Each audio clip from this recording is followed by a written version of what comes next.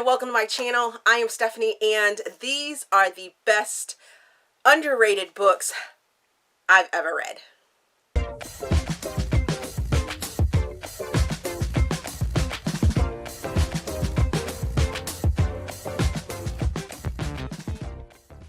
So for the last couple months, I have been asking my friends, my bookish friends, to provide me with clips about a certain topic. And this month's topic is underrated books. So a lot of you know that I sort of run in the world, in the book world. I run in the indie or independently published realm of it. There are so many different places to run, but I am an independent romance reader. The majority of the books that you guys see on my channel are written by independent authors. I do read some traditionally published books. However, the majority of them, and the majority of the ones that you see back here on my shelves, are independently written. So for me, this was a super hard topic to talk about because I have quite a few favorites. So when I put it out to my book friends to give me an underrated book or underrated author, however they wanted to interpret this category for this month, I went off of that. I just said, you know, hey, give me your best underrated, not really talked about here on BookTube, author or book, and here are the ones that they came up with. Hi guys, it's Ashley from Ash Art Books, and my favorite underrated book is the Austin Playbook by Lucy Parker.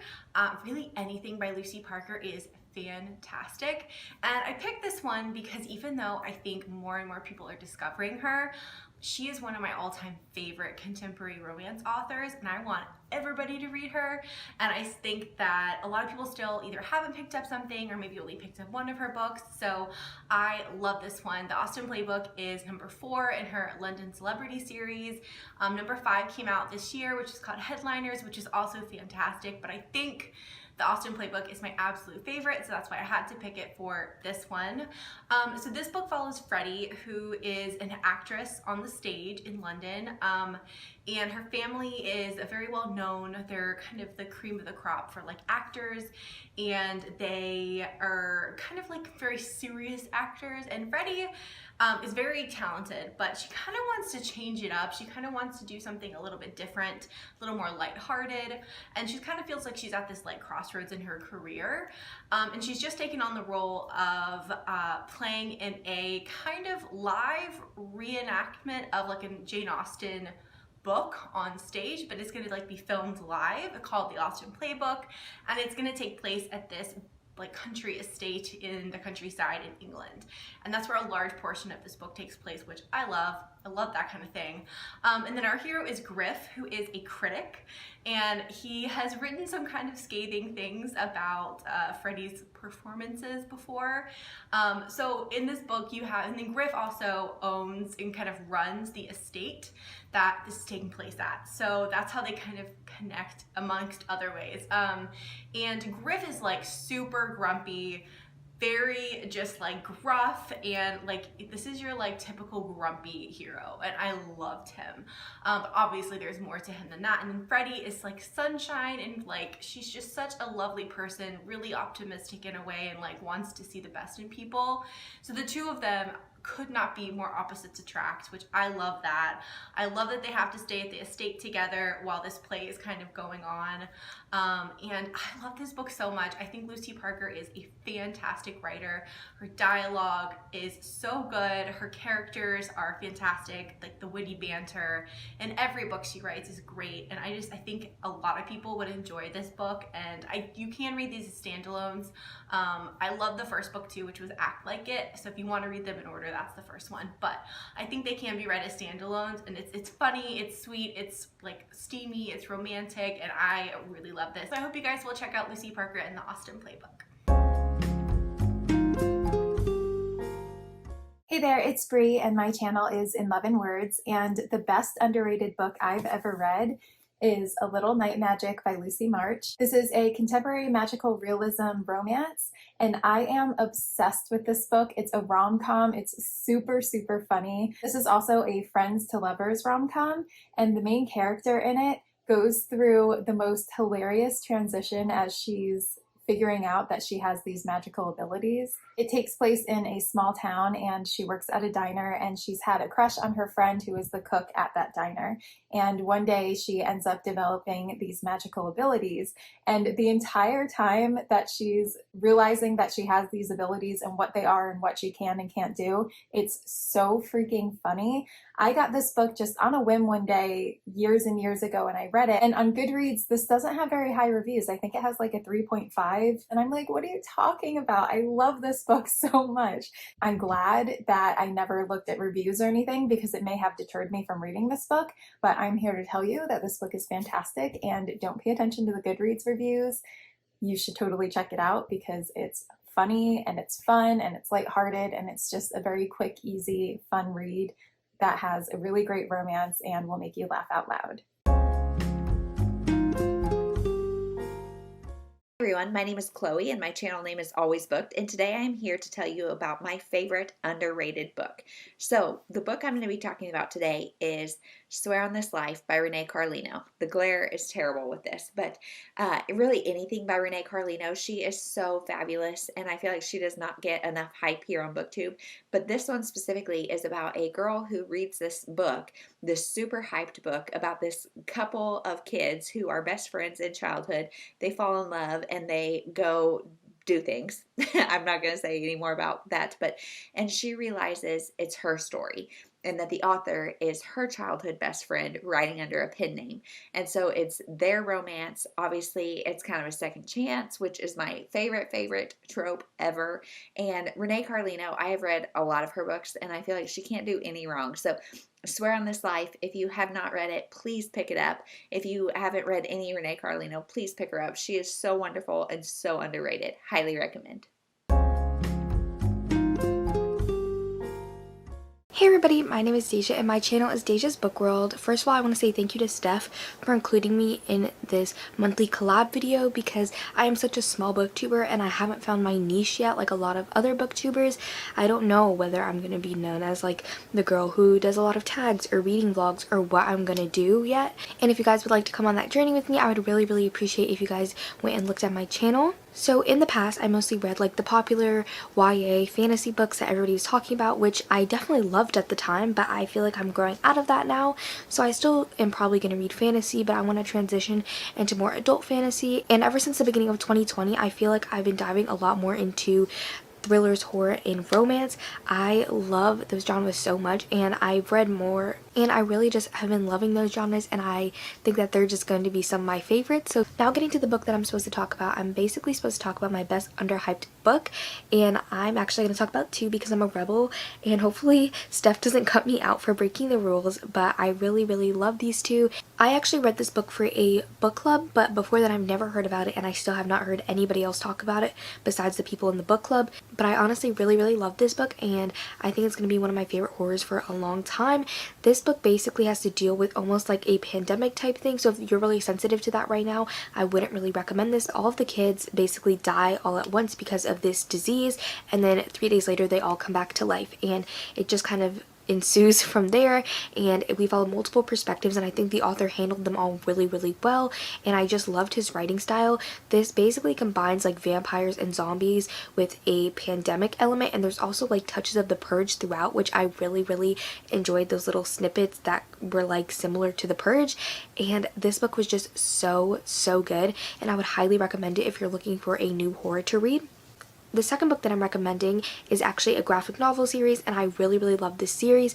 It is similar in certain ways to Heartstopper, but I actually enjoyed this series a lot more, and I read it before Heartstopper was even popular. So they're similar in a way that this follows like a male-male relationship, and one is gay and the other one discovers their sexuality over time. This also has to do with the two boys like meeting in school, and obviously it is a graphic novel series, which is just in a way similar to Heartstopper, but this actually has to take place at university, and it is so cute. The main character joins the hockey team and he's part of like a fraternity basically. He also bakes a lot and has like a YouTube channel, and the art style is so freaking cute in this. And if you really just want a graphic novel to warm your heart, I would highly recommend this series because it just is so good. And I've only ever heard like 2 other people talk about it on BookTube, which is wild to me because it's honestly just so good, and I would highly recommend it, especially if you love Heartstopper.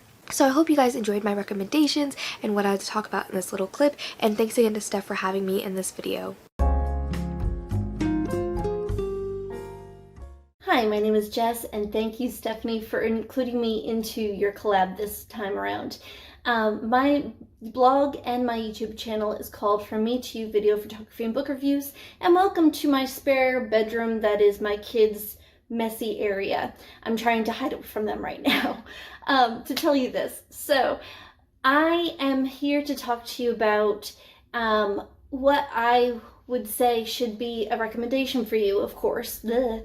Anyways, my recommendation is Blood and Metal, which is book 5 in its series. The series is called Dark Desires series, and the novel and series are by Nina Croft.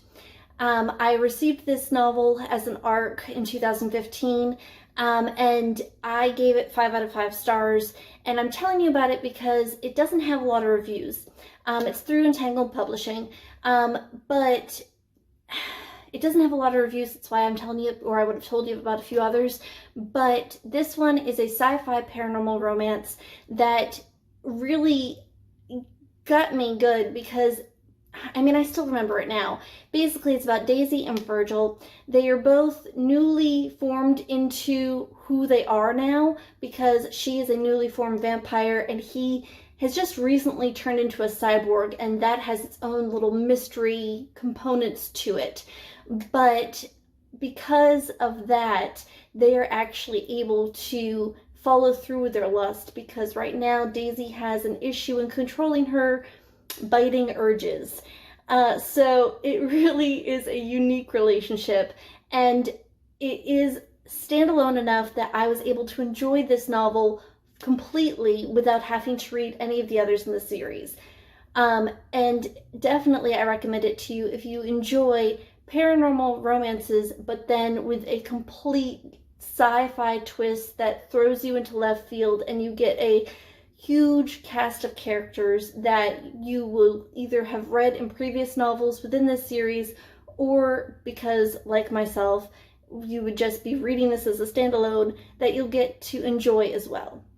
So yes, I definitely recommend Blood and Metal by Nina Croft. I hope you pick it up, and if you do, let me know. Hi everyone, I'm Nicole from Who Picked This Book, and my best ever underrated book is Chill Factor by Sandra Brown. Sandra Brown writes contemporary and suspense romance, and Chill Factor is part of the suspense romance genre. This is one of my favorite romance books of all time, and I don't think I've heard anybody talk about it on BookTube, so in this book, we follow Lily, who is packing up her cabin with her ex-husband. They just got a divorce, and they're just going their separate ways. After everything is done, he goes down the mountain first, and Lily follows after him. It is in the middle of one of the worst blizzards this town has ever seen, and going down this mountain is very treacherous. So as Lily is driving down the mountain, a man jarts in front of her car and she accidentally hits him. She realizes this man is not a stranger. She actually met him a couple years back, and they always had an attraction to each other, but she was married, so she never pursued it. But after her car won't start and they can't finish going down the mountain, she decides to take him back to the cabin where they can at least have some shelter from the storm. During all of this, there is a serial killer lurking about, and during their confinement, Tierney lets on a little more than he should about this serial killer, so that obviously gives Lily some apprehension. She begins to wonder if she is truly safe with Tierney locked in a cabin. This book really does keep you guessing. I never figured out the whodunit when reading this book, and it has one trope in it that I am a big fan of, and that is forced proximity. They are forced into a cabin during a blizzard and they're the only ones there. And it's almost kind of like a second chance romance as well, since Tyranny and her have met previously, even though they didn't really have a relationship. Sandra Brown is really good at writing the suspenseful, thrilling moments in a book, and like I said, I never figured out the whodunit, so she's really good at keeping you guessing that way. If you've never read Sandra Brown, I urge you to start with this one. Like I said, it's one of my favorite romance reads of all time. All right, and I'm back. So I am pretty sure that they came up with some amazing, under talked about, underrated authors and books for you guys to go and check out. I know that I gave them the full, Monty when it came to if it was in the romance genre, if it was in thrillers, if it was in fiction, just fiction, or if it was in fantasy. I said, do what you would like. And I'm sure that they came up with a whole bunch of amazing books. So for mine, I went ahead and picked an underrated author. And like I said in the beginning clip, I had a lot to choose from. So it was really, really hard for me to narrow down who I wanted to speak about. And I went ahead and I picked Rachel Blaufeld. And oh man, these are going to flash out.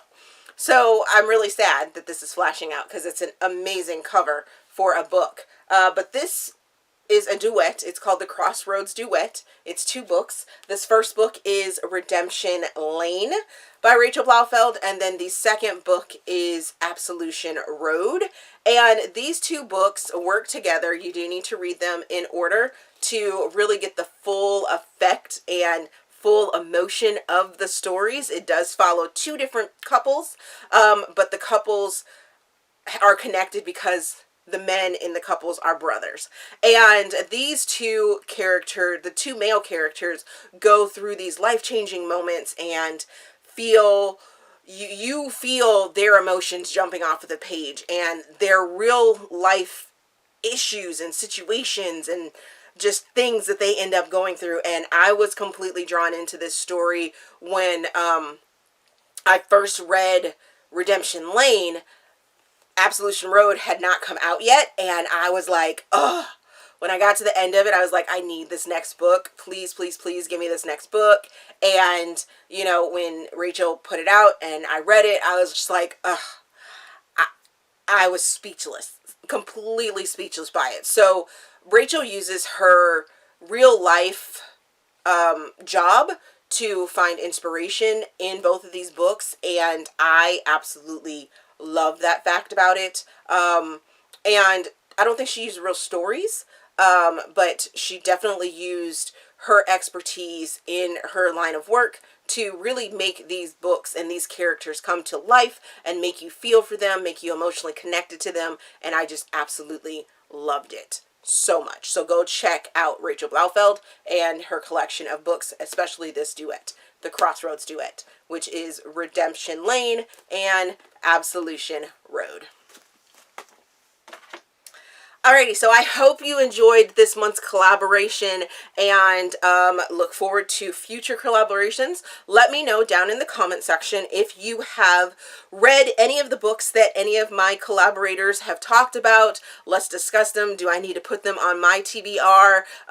Like normal, I haven't looked at their clips, so I'm not exactly sure which books they put on this list. And know that the name of all of the books are going to be in the description box, as well as their channel links are going to be in the description box. If they have a channel, I will link their channel in the description box so you can go over and check out their content as well, because I wouldn't ask just anyone to be in my collaboration videos. So these are some good peoples, some good book peoples, and a variety of good book peoples for lots of different genres and everything like that. So go check them out as well. As always, if you enjoyed this video, please give me a big thumbs up, subscribe to the channel. Also, there is a feedback form down in the description box so you guys can help me improve my channel. My Ko-fi and my PayPal links are down there. So if you feel like you want to give a donation to me to keep this channel running in tip-top form and possibly buy a new computer, That is the new goal for donations right now, because homeschooling, and we need another computer. So yes, and I'm not working. I'm doing videos and sort of taking a break, right? Because I'm coming up with more creative things for you guys as well. So I guess that's it. Thank you for watching, and I will see you guys in the next video.